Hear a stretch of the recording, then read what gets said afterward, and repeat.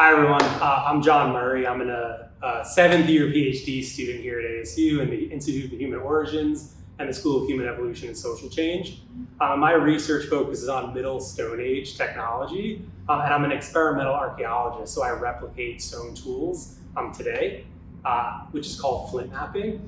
And I use this as a core part of my research to understand how past peoples would have made and used stone tools. John is providing a demonstration today from the ASU Ancient Technology Lab, which is headed by Dr. Catherine Ranhorn. Researchers in this lab are focused on replicating ancient technologies like stone tools to learn more about the behaviors we can observe in the archaeological record through the material traces that are left behind. In the next few clips, John will be showing you the process of flint knapping and some of the techniques people use to make stone tools in the past and present. While watching this demonstration, keep in mind the terms and concepts I discussed in the lecture, including cores, flakes, debitage, reduction strategies, etc.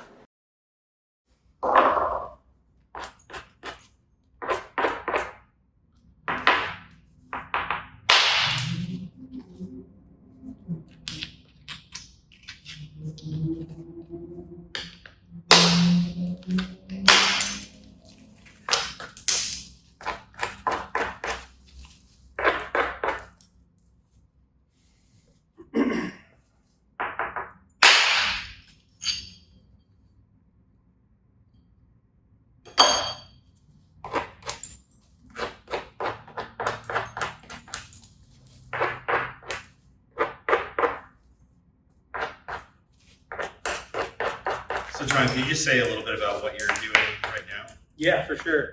So right now I am trying to go around the edge to get a lot of these squared pieces off. So I'm kind of flipping and rotating the core after I make a strike to create another platform on the edge. And I'm trying to create a midline in the piece. So basically I'm going to do this with a hammerstone or some of the bigger antler billets until I'm completely around the piece where I have this squared edge completely finished off. And then I can go into like the second part where I'm going to try to thin it.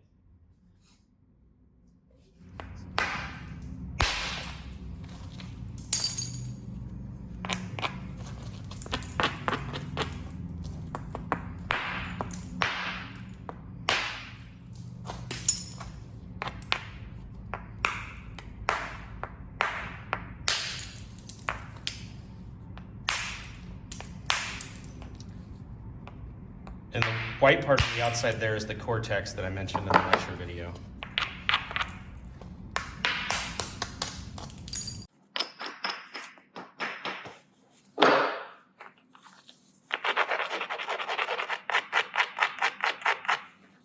What are you doing when you rub it with the rock like that? I'm strengthening the platform, so if there's any like little fractures at the edge, when I strike it, it won't like just crush the platform because of those imperfections. Mm-hmm. So this will hopefully strengthen it, and it gives a little bit of dust on the edge from that sandstone, so it helps grip the antler a little bit better. Mm-hmm.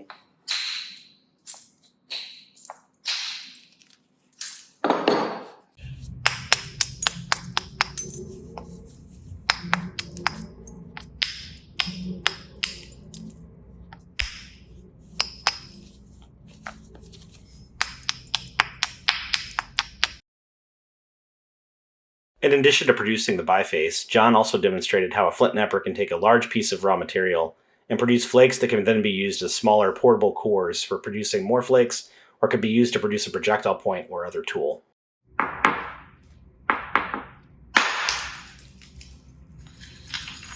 And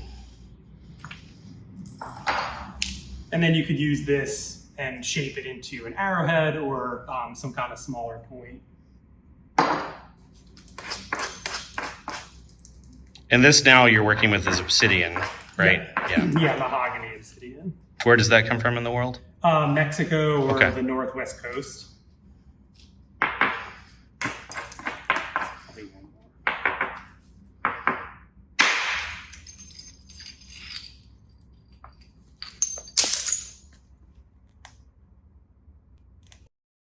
The final step that John demonstrated for us was pressure flaking, which involves taking a piece of antler, wood, or something similar and removing small flakes by pressing it directly into the edge of the material.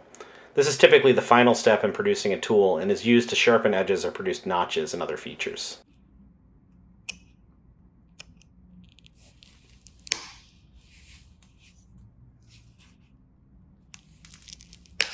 So this pressure flaking that you're doing now, that's to get kind of an edge, sharp edge along the side? Yep, exactly. And it's to, you can do the final shaping when you're shaping the arrowhead or point or whatever you're trying to make. And that's how you put the notches on there too, Yep, right? and that's also doing the notches. With notching, sometimes you can create a pressure flaker that is really squared and thin at the end, and that helps you like get deeper into the rock, because like with this, it'd be really hard to get farther in. And you can do different shapes or styles of arrowheads, and there's, hundreds across America.